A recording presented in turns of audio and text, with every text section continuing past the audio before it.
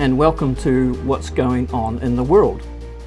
In our first episode, we looked at the Bretton Woods system and how that became the norm after the Second World War, but it only lasted until 1971 when the Americans closed the gold window and refused to pay the gold.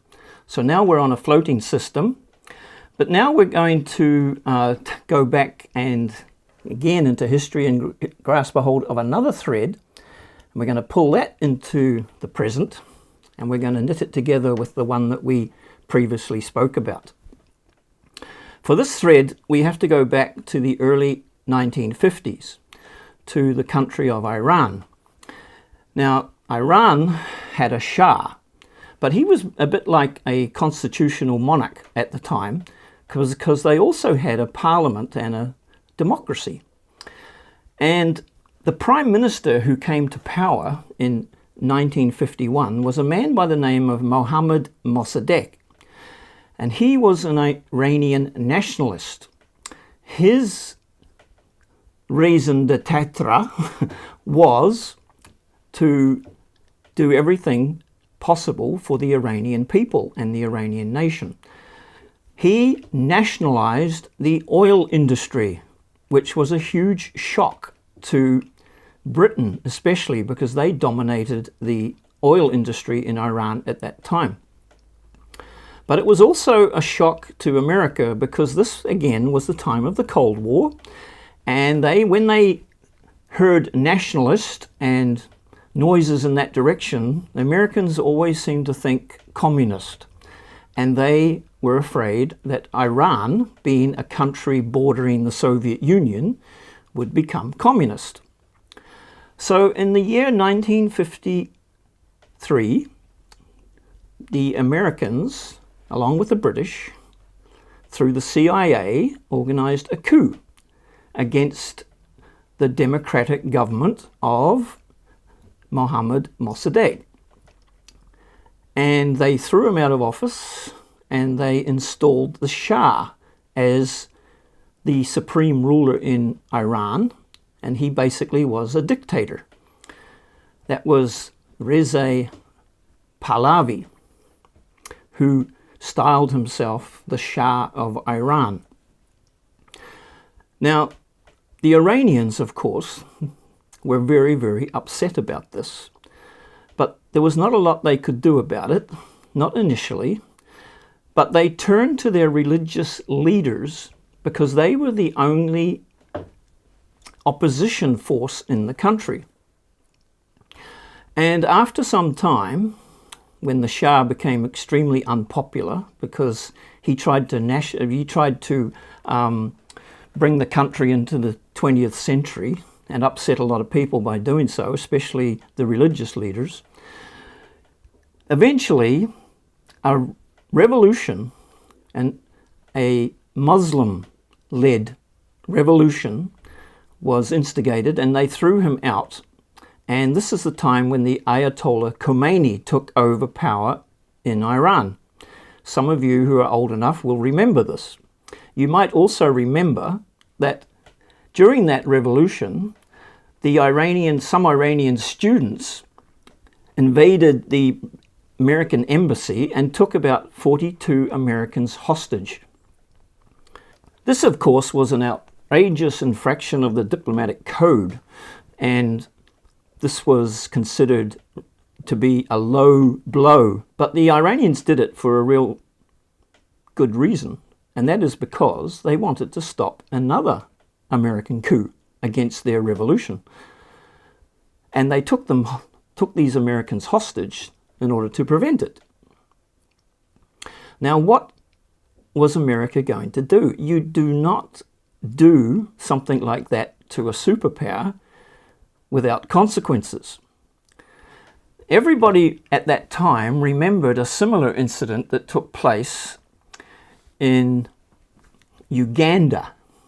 This was when some Muslim jihadists took over an airplane and flew it with the hostages to Uganda. That was the time when Idi Amin was in charge of Uganda.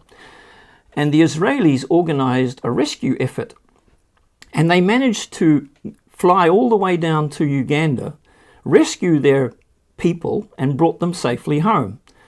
There were a couple of deaths. But it was considered a great success, and they were hailed as great saviors for their people. And of course, everybody's now thinking, will America do the same thing? Well, of course they tried, but unfortunately they didn't have the same success. Their operation crashed and burned in an Iranian desert, and 7 servicemen lost their lives. Now, this even infuriated America even more, of course. And Iran was definitely on America's hit list. Now, the next thing that happened was there was a man next door to Iran by the name of Saddam Hussein. I'm sure you've probably heard of him. He was the dictator of Iraq.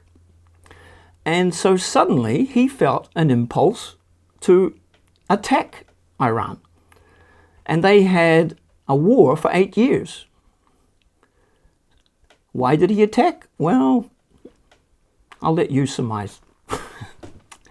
So they had a war for 8 years, and it was a war of attrition on both sides. Neither of them really was able to defeat the other. But the interesting thing is, America supplied weapons to both sides. Henry Kissinger at the time, who was foreign minister, said, I hope they slaughter one another. And here are the weapons to do it with. You may find that difficult to believe, but it's actually it was all uncovered in the Iran-Contra scandal. Hopefully some of you are old enough to remember that. Now, when that war was over, it eventually did come to an end. Saddam Hussein was thinking about, what can I have as a reward for my good efforts to keep this Iranian revolution in check? Which he did. And so he set his sights on Kuwait. What we don't realize is that all of these borders that exist in the Middle East today are basically artificial. They were put in place by the colonial powers that ruled in those days. And Iraq always considered that Kuwait was really part of Iraq and not a separate country. So Saddam Hussein decided that I've been such a good boy in helping the Americans out that I'm sure they won't mind if I just go down to Kuwait and take it back. And he did. He invaded. And I'm sure you know, we're getting into much more modern history now. I'm sure you know that America organized a coalition of the willing against him and kicked him out. And so Saddam Hussein is feeling quite humiliated and perhaps even betrayed. Not only did they kick him out of Kuwait and destroy most of his army in the process, they also put sanctions upon his country, very severe sanctions. And the United Nations calculated that as a result of those sanctions, at least 500,000 children died because they couldn't get medical supplies and other things that were necessary for the Iraqi health system.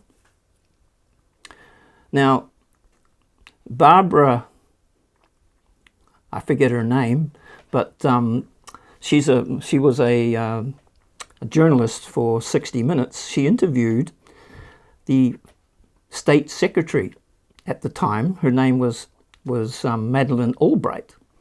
We have heard that 500,000 children have died.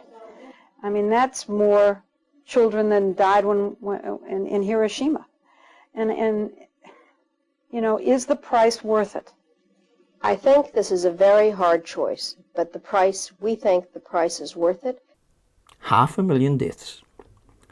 So you can see that Saddam Hussein must have been feeling very aggrieved.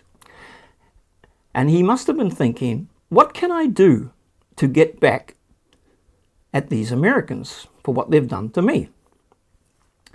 And what he did was one of the most amazing things. What he did was he attacked America in the most vulnerable place where they could ever be attacked. He did something which nobody else in the world dared to do. What did he do? What did he attack? We'll talk about that in the next episode of What is Going On in the World. Thank you for watching, thank you for listening, and we'll see you next time.